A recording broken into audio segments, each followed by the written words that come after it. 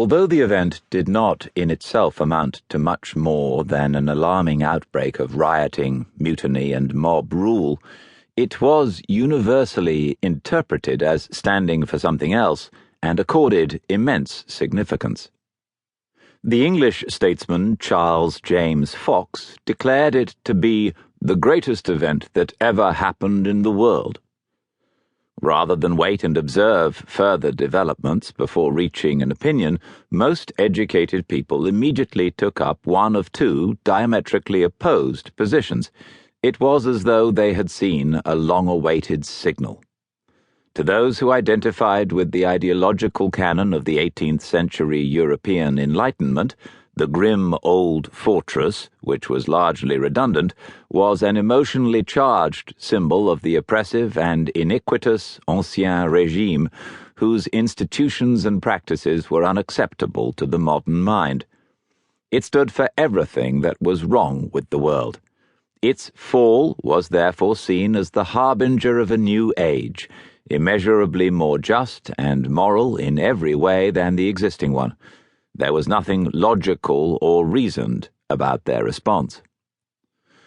Although the Bastille had certainly not been a threat of any sort to any inhabitant of Petersburg, noted the French ambassador to the Russian court, I find it difficult to express the enthusiasm aroused among the shopkeepers, merchants, townsfolk, and some young people of a higher class by the fall of this state prison. He went on to describe how people embraced in the street as though they had been delivered from some excessively heavy chain that had been weighing them down. Even the young Grand Duke Alexander greeted the news with enthusiasm. From London, the barrister and legal reformer Sir Samuel Romilly wrote to his Genevan friend Etienne Dumont, "I am sure I need not tell you how much I have rejoiced at the revolution that has taken place. I think of nothing else and please myself with endeavouring to guess at some of the important consequences which must follow throughout Europe. The revolution has produced a very sincere and very general joy here. Even all the newspapers, without one exception, though they are not conducted by the most liberal or the most philosophical of men, join in sounding forth the praises of the Parisians and in rejoicing at an event so important for mankind." This view was echoed in Germany, where poets such as Klopstock and Hölderlin hailed the revolution as the greatest act of the century, and numerous Germans flocked to Paris to breathe the air of freedom. "If the revolution should fail, I should regard it as one of the greatest misfortunes that had ever befallen the human race," wrote the Prussian civil servant Friedrich von Gentz in a letter to a friend on the 5th of December 1790. "It is philosophy's first practical triumph, the first instance of a form of government based on principles and on a coherent and consistent system.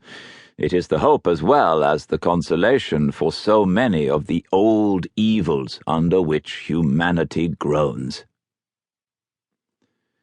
To the young in particular, the sudden explosion of energy in the French capital held enormous appeal, and it set their collective imagination on fire.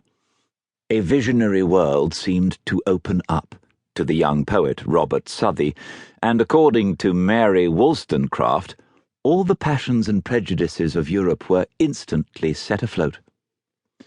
The news from Paris was greeted with almost religious fervour, and William Wordsworth spoke for many of his generation when he wrote, "Bliss was it in that dawn to be alive." The second coming could hardly have elicited greater ecstasy. The excitement was driven by emotions of an essentially spiritual nature, similar to those which would drive so many young people in the second half of the 20th century to embrace, without questioning, a socialism they were usually at a loss to define, but which they believed held out the promise of a better world. Convinced as they were that it was the right way forward for humanity, many of those